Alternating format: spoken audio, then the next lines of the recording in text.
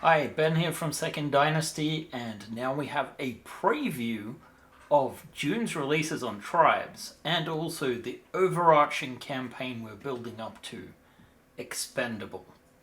Expendable is a three-part mission that will take place over the next three Tribes releases with a brand new vehicle every month, a brand new GridForge release, and at the end of July, a new GridForge Frontier bringing a brand new space base to your tabletop using the GridForge system.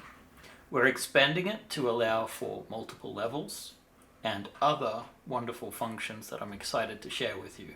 But in the meantime, enjoy June's offerings. First up, we have the Highlander ATV.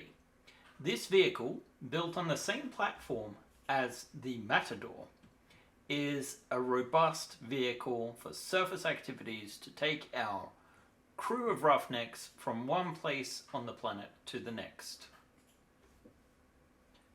And the place that they'll be visiting this month is a communications relay. This is built with GridForge and has a great preview of some of the new style of parts we're going to have. Of course, we have even more on offer, so be sure to check back before June 1st.